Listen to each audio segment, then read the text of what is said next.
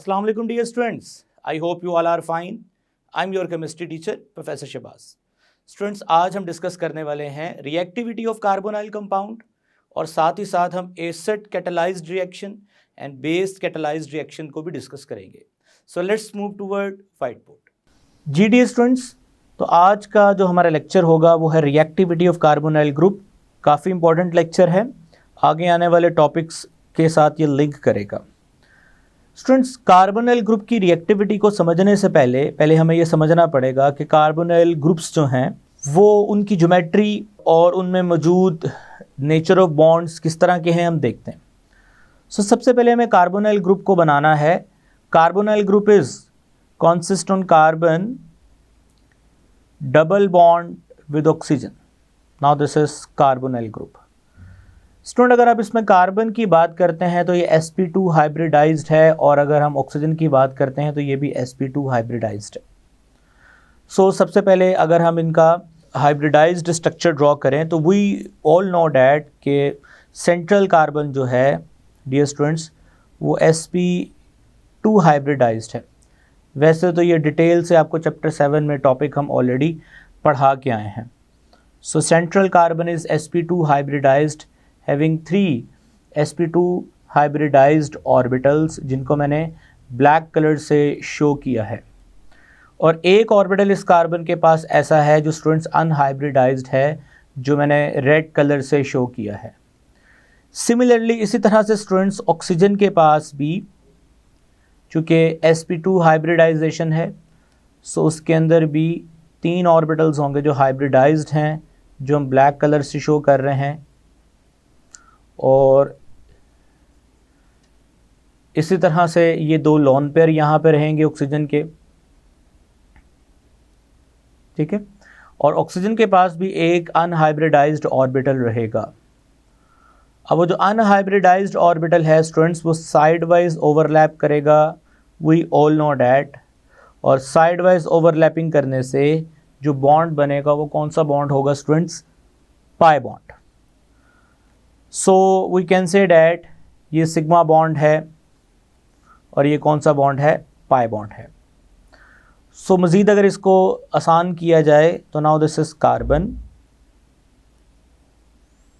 Bonded with oxygen. यहाँ पे 2 arms हैं इसकी, जो फर्दर आगे यहाँ पे जो ग्रुप्स लग सकते हैं स्टूडेंट्स वो आगे जाके हम पढ़ेंगे. वैसे तो आपको ऑलरेडी पता है यहाँ पे दोनों तरफ आर आएगा तो हम कीटोन की बात करेंगे. अगर एक तरफ H आएगा एक तरफ R आएगा तो फिर हम अल्डिहाइड की बात करेंगे. ये बात आपको ऑलरेडी पता है, लेकिन स्पेसिफिकली हम कार्बोनाइल ग्रुप की बात कर रहे हैं यहाँ पे. ये स्टूडेंट्स हमारे पास पाई बॉन्ड है. अब ये जो पाई बॉन्ड है students we all know that oxygen की इलेक्ट्रोनेगेटिविटी ज़्यादा है और कार्बन की इलेक्ट्रोनेगेटिविटी कम है. अराउंड यहाँ पे अगर बात करते हैं तो कार्बन की इलेक्ट्रोनेगेटिविटी 2.5 है, ऑक्सीजन की 3.5 है. तो ऑक्सीजन की ज़्यादा इलेक्ट्रोनेगेटिविटी होने की वजह से जो इलेक्ट्रॉनिक क्लाउड है वो किस तरफ शिफ्ट रहेगा? ऑक्सीजन की तरफ रहेगा.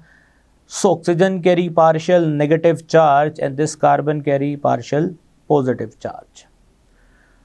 स्टूडेंट्स, यहाँ पे एक और चीज़ आपको बताता चलूँ. इसकी जो एक और रिप्रेजेंटेटिव स्ट्रक्चर है वो इस तरह की भी है. कार्बन ये 2 बॉन्ड और ऑक्सीजन के ऊपर स्टूडेंट हम नेगेटिव चार्ज लगाएंगे और कार्बन के ऊपर पॉजिटिव.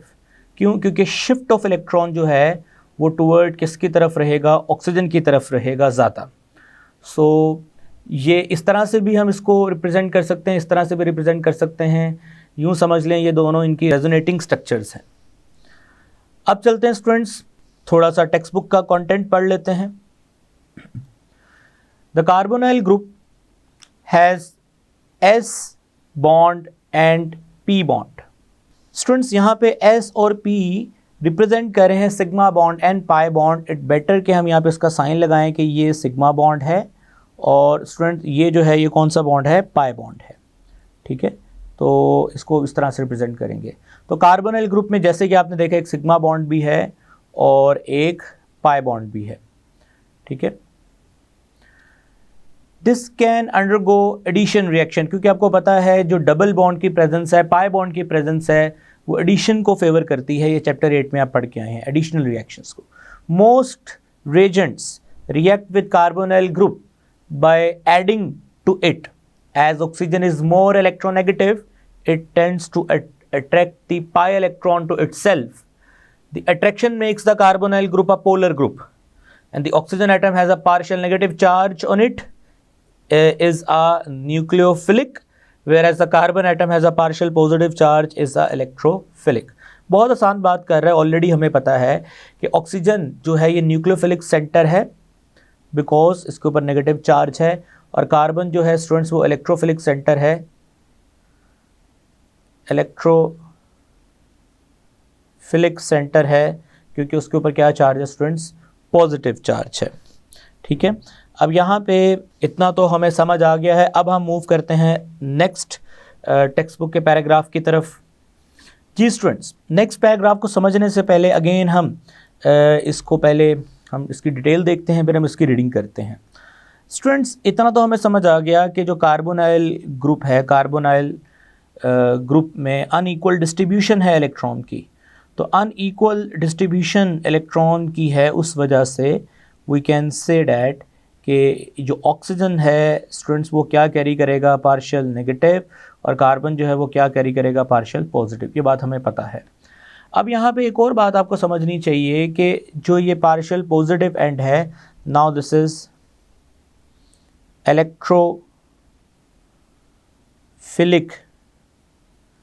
इलेक्ट्रोफिलिक कार्बन या इलेक्ट्रोफिलिक सेंटर,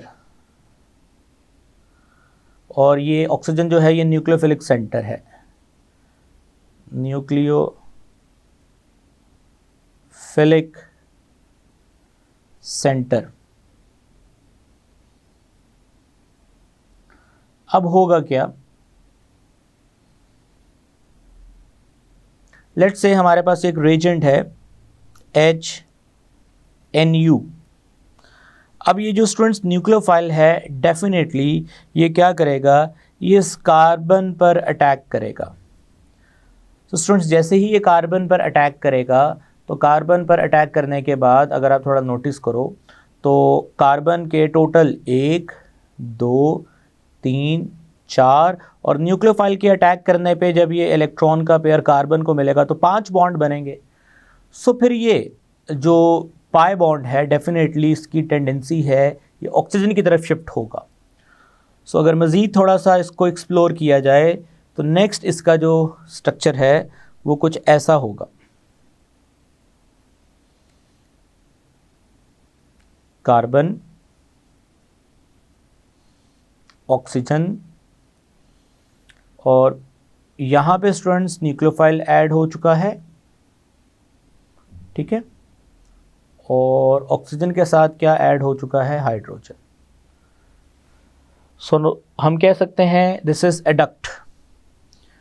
एडक्ट क्यों बोलेंगे स्टूडेंट्स एडक्ट? एडिशन प्रोडक्ट है। सिंपल, नेगेटिव वाली साइड पे कौन सी चीज़ ऐड हुई, पॉजिटिव, और पॉजिटिव वाली साइड पे कौन सी चीज़ ऐड हुई, नेगेटिव। बेसिकली न्यूक्लियोफाइल पहले ऐड हुआ है, तो न्यूक्लियोफाइल के ऐड होने के वजह से ये जो पॉजिटिव H है जो कि एक इलेक्ट्रोफाइल है, इलेक्ट्रोफाइल हमेशा स्टूडेंट्स उस जगह पे ही अटैक करेगा जहाँ पे इलेक्ट्रॉन्स की प्रेजेंस है, यानी न्यूक्लियोफिलिक सेंटर पे। न्यूक्लियोफाइल हमेशा इलेक्ट्रोफिलिक सेंटर पे ही अटैक करेगा। तो ये याद रखना अपनी, ये बेसिक सी बात है कि जो इलेक्ट्रोफाइल है वो न्यूक्लियोफिलिक सेंटर पर अटैक करेगा, और जो न्यूक्लियोफाइल है वो इलेक्ट्रोफिलिक सेंटर पे अटैक करेगा। न्यूक्लियस लविंग कौन होगा, न्यूक्लियोफिलिक सेंटर। सो न्यूक्लियोफिलिक कौन होगा, न्यूक्लियस लविंग। तो स्टूडेंट्स अगेन ऑक्सीजन जो है वो न्यूक्लियस लविंग सेंटर है, यानी उसको प्लस पसंद है, और इलेक्ट्रॉन लविंग सेंटर कौन होगा, carbon electrophilic centre electron loving centre है। सो इसी वजह से न्यूक्लियोफाइल इलेक्ट्रोफाइल पर अटैक करेगा, इलेक्ट्रोफाइल न्यूक्लियोफाइल पर अटैक करेगा। अब प्रोडक्ट एडक्ट बनेगी, पाई बॉन्ड ब्रेक हो जाएगा। सो आई होप कि ये आपको समझ आ गया है। अब इसको हम एक दफ़ा टेक्स्ट बुक से देख लेते हैं, पढ़ लेते हैं।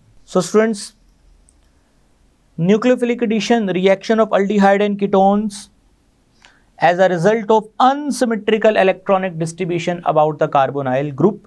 The nucleophilic reagent can start the initial attack on the carbon. Initial attack पहले किसका होता है, ये बड़ा इंपॉर्टेंट है. न्यूक्लियोफिलिक रेजेंट जो है, यानी जो न्यूक्लियोफाइल है, वो पहले अटैक करता है, और न्यूक्लियोफाइल के अटैक करने के बाद ही आप ज़रा नोटिस करो कि इलेक्ट्रोफाइल अटैक करता है. इलेक्ट्रोफाइल अटैक कर सकता है, इस चीज़ को पॉसिबल किसने किया? न्यूक्लियोफाइल के अटैक ने. तो डेट्स वाई हम इसको न्यूक्लियोफिलिक एडिशन रिएक्शन का नाम देंगे, क्योंकि पहले न्यूक्लियोफाइल ऐड हुआ है और न्यूक्लियोफाइल के ऐड होने से इलेक्ट्रोफाइल की एडिशन पॉसिबल हुई है. सो देखा जाए तो दोनों चीज़ें, इलेक्ट्रोफाइल भी ऐड हो रहा है, न्यूक्लियोफाइल भी ऐड हो रहा है, लेकिन पहले न्यूक्लियोफाइल ऐड हुआ है. ये बात आपने अच्छी तरीके से समझ लेनी है और इसको याद रखना है. So the nucleophilic reagent can start the initial attack on the carbon. It appears that whether the initial attack is to be an nucleophilic reagent or by an electrophilic reagent depend upon a particular reaction and upon the condition. ये आगे जाके आपको बताएंगे. कुछ reaction में nucleophiles पहले attack करेंगे, जैसे भी हमने देखा, और कुछ में इलेक्ट्रोफाइल्स भी अटैक करेंगे. ये डिपेंड करता है रिएक्शन कंडीशन पे, जो आगे जाकर डिस्कस करेंगे. Under which that reaction is carried out, therefore most of the reaction of the carbonyl group will be considered to be nucleophilic addition reaction. यानी मोस्ट ऑफ द रिएक्शन जो हैं वो nucleophilic addition reaction होंगे. Attack nucleophile कर सकता है पहले, electrophile भी कर सकता है, डिपेंड्स अपॉन कंडीशन, जो आगे जाके हम अभी डिस्कस करेंगे. सो ये बात आपने याद रखनी है कि ज़्यादातर रिएक्शन जो हैं the carbonyl group will be considered to be nucleophilic addition reactions. अब चलते हैं स्टूडेंट्स नेक्स्ट और लास्ट पैराग्राफ की तरफ और देखते हैं कि उसमें हमें क्या सीखने को मिलता है. जी डी स्टूडेंट्स, अभी तक तो ये बात हम पढ़ चुके हैं कि कार्बोनाइल ग्रुप्स जो हैं वो एडिशनल रिएक्शन देते हैं.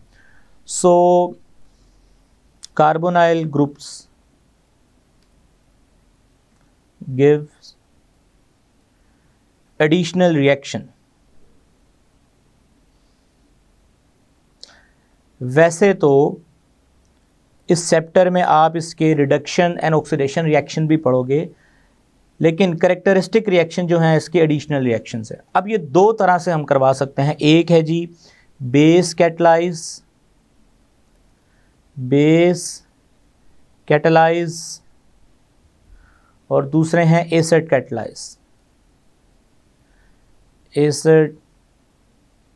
कैटलाइज. अब ये दोनों को आप समझ लीजिएगा, क्योंकि ये ऐसी चीज़ें हैं जो आगे आपने यही दो बातों को बार बार पढ़ना है. अब बेस कैटलाइज रिएक्शन क्या है, या बेस कैटलिस्ट भी उसे कह सकते हैं हम, बेस कैटलिस्ट, और इसी तरह से स्टूडेंट हम एसिड कैटलिस्ट भी कह सकते हैं. ठीक है. सो अब ये हैं क्या, इसको देखते हैं. सबसे पहले स्टूडेंट्स हमारे पास कार्बोनाइल ग्रुप है. मैं यहाँ पे कार्बोनाइल ग्रुप बनाता हूँ. इस कार्बोनाइल ग्रुप में वी ऑल नो डैट कि oxygen partial negative, carbon partial positive. और अब मेरे पास यहाँ पे एक न्यूक्लियोफाइल रेजेंट है HNU, जिसमें न्यूक्लियोफाइल है, और ये न्यूक्लियोफाइल कंसिडर हम करते हैं ये स्ट्रॉन्ग न्यूक्लियोफाइल है. स्ट्रॉन्ग है बट इतना ज़्यादा स्ट्रॉन्ग नहीं है. और एसिड कैटलाइज के केस में हम यहाँ पे जो न्यूक्लियोफाइल लेंगे कंसिडर कि वो एक वीक न्यूक्लियोफाइल है. So we can say that कि ये एक वीक न्यूक्लियोफाइल है. सबसे पहले बेस कैटलिस्ट को देखते हैं कि बेस को कैटलिस्ट यूज़ करने से क्या होगा. सो स्टूडेंट्स हम बेस को यूज़ कर रहे हैं यानी एज अ कैटलिस्ट. सो अब ये जो बेस है ये रेजेंट पे काम करेगा. This is Regent,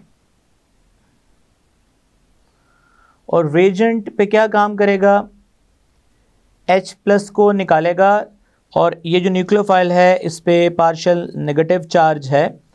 so H+ के निकल जाने से यहाँ पे जो बॉन्ड में मौजूद इलेक्ट्रॉन्स हैं वो मुकम्मल तौर पे न्यूक्लियोफाइल को मिलेंगे, और न्यूक्लियोफाइल जो है वो कन्वर्ट हो जाएगा Nu-, यानी कि न्यूक्लियोफाइल के आपने पार्शियल नेगेटिव को नेगेटिव में चेंज किया, यानी न्यूक्लियोफाइल पहले ही स्ट्रॉन्ग था, मज़ीद आपने उसको स्ट्रॉन्ग कर दिया।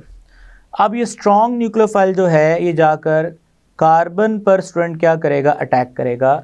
जैसे ही ये कार्बन पर अटैक करेगा तो कार्बन पर अटैक करने के बाद वी विल गेट, मैं यहाँ पे अलग से समझा रहा हूँ, कार्बन पर जैसे ही अटैक करेगा तो carbon double bond oxygen hydrogen, ये न्यूक्लियोफाइल ने अटैक किया तो स्टूडेंट्स कार्बन फ़ौरन जो पाई बॉन्ड है वो किस पे शिफ्ट कर देगा, ऑक्सीजन पे। तो जैसे ही वो ऑक्सीजन पे शिफ्ट करेगा तो we will get nucleophile carbon and oxygen negative. ठीक है स्टूडेंट्स। सो अब क्या होगा कि ये जो H+ जो आप देख रहे हैं H+ जो कि OH के साथ मिला, जो कि बेस हमने एज अ कैटलिस्ट यूज़ किया था जिसको, इसके साथ मिलने के बाद स्टूडेंट ये क्या बन गया था, वाटर। ठीक है। अब क्या होगा स्टूडेंट्स, ये जो O- है ये इस H+ को अपनी तरफ अट्रैक्ट करेगा और OH रीजनरेट होगा और फाइनली हमें जो प्रोडक्ट मिलेगा यहाँ पे वो मिलेगा जी Nu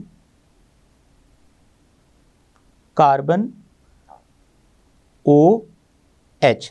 बेसिकली H+ ऐड हुआ है, Nu ऐड हुआ है और इस रिएक्शन को प्रमोट या इस तरह कह दो कैटलाइज किसने किया है, बेस ने। याद रखिए स्टूडेंट्स, रिएक्शन कार्बोनाइल ग्रुप्स में एडिशन वैसे भी हो जाएगी लेकिन बहुत स्लो होगी, लेकिन अगर आप ये काम बेस कैटलिस्ट की मौजूदगी में करोगे तो ये रिएक्शन फास्ट होगा, स्पीड अप होगा। और बेस को कैटलिस्ट के तौर पे तब यूज़ करना है जब आपको पता है कि न्यूक्लियोफाइल स्ट्रॉन्ग है, मज़ीद उसकी स्ट्रेंथ स्ट्रॉन्ग हो जाएगी, यानी वो मज़ीद मजबूत हो जाएगा और उसका अटैक और आसान होगा। सो एंड पे आपको प्रोडक्ट समझ आ गया है। Now this product also called adduct. अब स्टूडेंट्स एसिड कैटलाइज के बारे में बात करेंगे।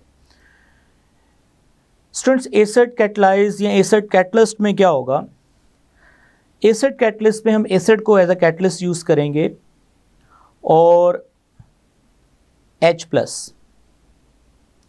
याद रखिए कैटलिस्ट ने रिएक्शन में रीजनरेट होना है, वापस प्रोड्यूस होना है। जैसे कि आपने देखा बेस कैटलाइज में जैसे ही ये O- ने यहाँ से H+ लिया, OH रीजनरेट हो गया, यानी कि जो कैटलिस्ट था वो रीजनरेट हो गया। सो अब हम एसिड कैटलिस्ट यूज़ करेंगे तब जब न्यूक्लियोफाइल वीक है। अब न्यूक्लियोफाइल वीक है, हम क्या करेंगे, एसिड को यूज़ करेंगे एज अ कैटलिस्ट। एसिड जाकर अटैक करेगा ऑक्सीजन पे, यानी इस केस में पहले इलेक्ट्रोफाइल जाकर अटैक करेगा। ठीक है। सो वी विल गेट, अगर मैं यहाँ पे स्ट्रक्चर बनाऊं, कार्बन डबल बॉन्ड ऑक्सीजन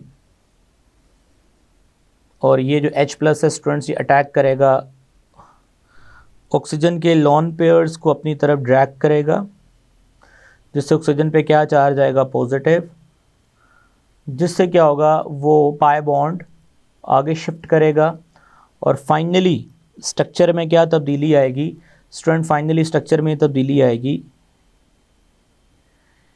कि जो ऑक्सीजन है उसके साथ H अटैच हो चुका है, बॉन्ड के फॉरवर्ड शिफ्ट हो जाने पे कार्बन पे क्या चार्ज आ चुका है, positive.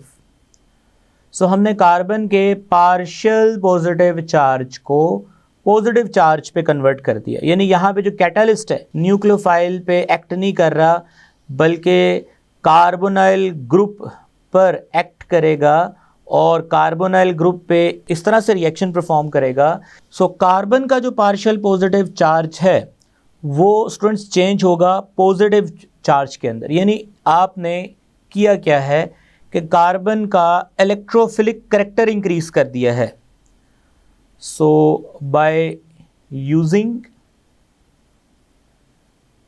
Acid as a catalyst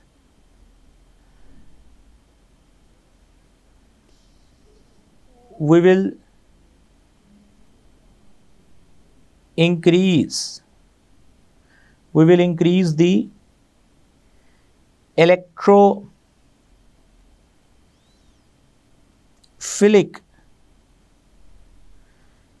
character of carbon partial positive to carbon positive in carbonyl group. ठीक है स्टूडेंट्स, अब इससे क्या होगा जी, ज़रा नोटिस कीजिएगा, इससे क्या होगा। इससे स्टूडेंट्स जब कार्बन पे पॉजिटिव चार्ज आएगा और ऑक्सीजन पे नेगेटिव चार्ज, चूंकि ऑक्सीजन के साथ अब कनेक्ट है हाइड्रोजन, ठीक है, सो पॉजिटिव चार्ज आने से क्या होगा, जो वीक न्यूक्लियोफाइल है उसके लिए अटैक करना आसान होगा। क्यों? क्योंकि अब पॉजिटिव चार्ज आने से इसका जो field, electric lines of fields हैं वो बढ़ गई हैं, यानी पार्शियल पॉजिटिव की इलेक्ट्रिक फील्ड्स ऑफ लाइंस होती हैं वो कम थी। यूं समझ लो कि अब पॉजिटिव चार्ज स्ट्रॉन्ग हो गया है, उसकी अट्रैक्शन बढ़ जाएगी, तो न्यूक्लियोफाइल के लिए अटैक करना क्या हो जाएगा, आसान हो जाएगा। ऑल्दो कि न्यूक्लियोफाइल वीक है बट कार्बन का इलेक्ट्रोफिलिक करैक्टर बढ़ गया है, सो न्यूक्लियोफाइल ईजिली अटैक करेगा। सो जैसे ही स्टूडेंट्स न्यूक्लियोफाइल अटैक करेगा, सो न्यूक्लियोफाइल कार्बन में ऐड होगा इस तरह से और OH, तो इस केस में भी न्यूक्लियोफाइल और H ऐड हुआ। क्लियर?